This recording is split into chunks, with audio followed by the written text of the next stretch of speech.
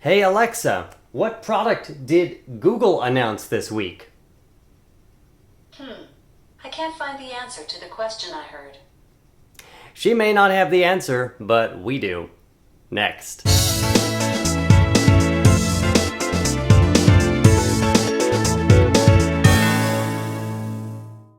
Hey everybody, it's Joe DeGanzik, and this is Life in the Smarter Home. So, the Amazon Echo may not know what's going on, that Google may have just launched a competitive product.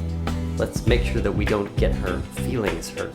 Anyhow, so Google I/O 2016, it was this week, this past Wednesday was the kickoff day. They did it as an outdoor thing and in a different location, but that doesn't really matter. To us, we want to talk about the smarter home and home automation and Internet of Things and all of that stuff. Now, they did talk about some of that. They talked about other products. This is, Google's developer conference that they've been having for, I believe they said it's their 10th anniversary of the conference. They announced various products, new tech stuff, obviously Android N, new stuff for Chrome, Chromecast, and all kinds of different things, including a new messaging app that they called Allo. All right, well, I had to do that and make fun of it, but let's get to the core of it. They introduced something called the Google Assistant. Now, that may seem terribly familiar to you and how we opened the show.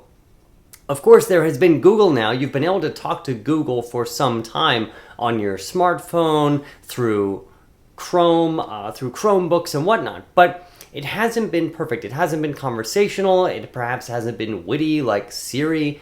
And it hasn't perhaps done some of the things that, say, the Amazon Echo can do, which, of course, last year was only a few months after the Echo had debuted and kind of took the industry and, yours truly and all of us here at Smarter Home Life, formerly Lighting Answers, by surprise.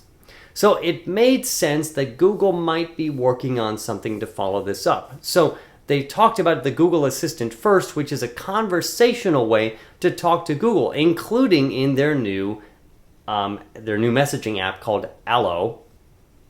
Allo. Anyways, you'll be able to literally type to Google and ask it queries, and it will have special kind of interactive bots. They didn't really call them bots, but anyhow, you'll be able to talk to Google, and it will be more like a Siri experience, or more akin to the what launched about, or what was demoed and announced about 2 weeks ago by the founders of Siri, Viv, which will be a new service like this, Cortana and Siri, and now the Google Assistant that will launch later this year independently. But you want something that is conversational. You want something that you can tell it, say, ask about one of the political candidates, and then ask it a follow-up question, and a follow-up question to that, and it will continue to move along.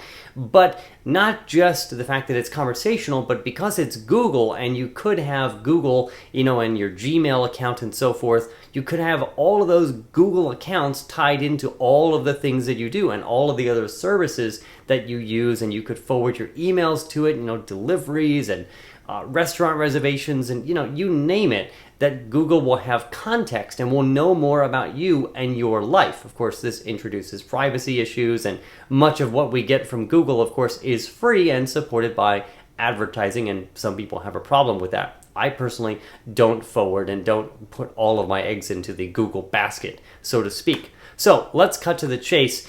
They introduced all this. They talked about the Google Assistant and so forth. And then, of course, they bring on the next guy to talk about how do we bring this into the home? And they actually credited Amazon. They literally, Sundar Pichai, CEO of Google, literally said, credit to Amazon for creating a lot of excitement in this space. Yes, well, good job, Amazon. Good job, Alexa, for creating excitement in this space. Did she respond? She probably has no idea what I'm talking about. Google introduced Google Home, the Amazon Echo killer, right? And it's a small device, literally fits in the palm of your hand, comes with interchangeable bases that will fit the decor of your home, different styles and textures and colors. And apparently it's going to have a richer audio experience, which some people have complained about the full-size Echo not having a great audio experience. The Echo Dot, of course, can be connected via Bluetooth or directly to your own favorite sound system, so it alleviates that. But apparently this new device, the Google Home device, will be a richer audio experience. But there's more, of course. It connects to things like Chromecast and Chromecast audio, so you can literally tell it, hey, start playing this playlist on this speaker or across the entire home. They had a video demonstration of like the perfect Google family in the morning, trying to get all their things done and needing to know what was going on at the kids' school and turning off the lights automatically, and half the dozen things that we can already do, but it was kind of like the googly way of doing it. But it's kind of cool. The kid could literally talk to the Google Assistant through the Google Home device and see some imagery of space on the TV by simply saying, can you play this on the TV? That's pretty damn cool. We're getting to the point where this stuff becomes usable. You can't do some of those things with the Echo. You can't interface exactly that way. Not that you couldn't teach the Echo to do things with skills, but again, most people don't want to get all of that technical. They don't want to get down into those technical details. They literally just want to open it up and turn it on and have it work out of the box. And so we're hoping that Google Home will do that. And it will not do everything out of the box, so to speak, when it launches later this year. No exact date released, no pricing released, and no other specs released either. Except for the cool video thing, there is a page you can go to, and we'll put the link there that you can get more information on the Google Home device when it does launch later this year. In fact, they said that for pretty much every single product announcement, of course, including Allo, which they said basically everything is launching either this summer or later this year. So I could go on and on about the Google Home device. It's a very simple, it's white on the top. It's a very basic looking device. I think they wanted to keep it that way. There's one hidden button on the back that allows you to disable the microphone, much like you can do on the Echo. We'll just disable her for the rest of this show. So you can disable the listening part of it if you don't like it. Google has a lot of experience in doing this voice recognition stuff. Far field listening, it's going to have an array of microphones, and it's going to have a little, not a LED light ring, but a number of LEDs in the Google colors that will dance and do a few things while it's doing its thing. So looks to be pretty cool. If it is truly conversational, it kind of becomes like the enterprise computer. Many organizations, many companies, obviously specifically Siri and Cortana, Cortana made by Microsoft. There is even an effort by Samsung with their S Voice, and they're getting into, of course, home automation with smart things that they purchased, and we don't know what their ultimate roadmap is. They may introduce another one of these always-on listening devices. But then, of course, where does this leave everything else? We'll talk about this in future episodes, but what about all the old legacy systems and the old legacy home automation systems? Are they simply going to just rely on you interfacing to them via these type of devices made by other people? Insteon probably doesn't have the resources to create their own listening device with their own personal assistant and so forth. So what are they going to do? Who knows? The Amazon Echo and Alexa can connect you to something like Insteon and to SmartThings and Wemo and half a dozen other systems. And of course, the Google Home device will be able to control home automation, of course, from things like Nest and a few other things that they demonstrated, but in a limited fashion at first, and then with them opening up the API and the abilities of this thing to do many things at once later. So again, like I said, it is all about context, because a personal assistant for you is really only as good as the information that it has about you, your family, if that applies, where you live, what do, what do you like, what kind of movies do you like, where do you like to go eat? Could it be the race for the living room? Probably. And how many players will be in it? Will it just be Google and Amazon? I have a feeling we'll see a few more within the next couple years. Will Apple do one?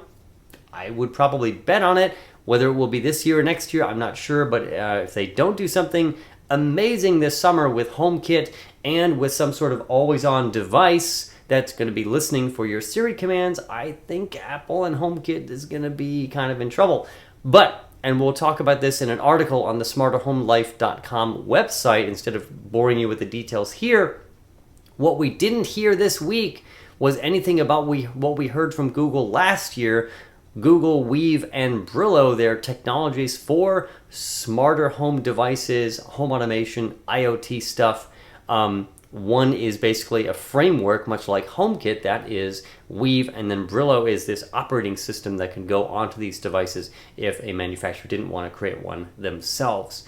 We heard nothing about it. We heard a couple blips at CES about products that would be compatible with these systems, but we heard absolutely zero about it this week during Google I/O, and even in their schedule, they had nothing about Brillo or Weave. So we're not sure what's happening. Maybe they simply abandoned it or put it internally as a project and then decided that they were going to have the Google Home device and it will cross-connect to everything. That's what we know at this point with the smart home stuff from Google I/O 2016, which is the conference basically within the next couple hours will be over with. We'll continue to follow this stuff. The next big conference, of course, is WWDC, which is in early June. We'll cover that for you, and we'll have additional episodes on other topics and our Q&As and everything else coming up very soon. If you love our content here at Smarter Home Life, please support us. You can support us literally through hitting that subscribe button, sharing this with your friends, telling your family about it, or whatever you like. We love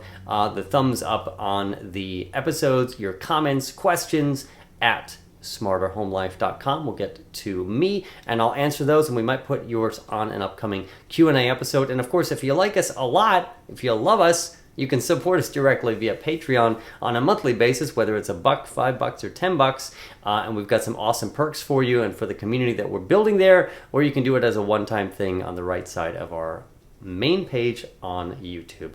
Other than that, a pretty interesting week and another device, and I cannot wait to get my hands on the Google Home, demo it, see what it can do, and how it will improve our lives here in the smarter home. Other than that, I'm Joe DeGanzik. Remember to get out there and automate your life. See you next time.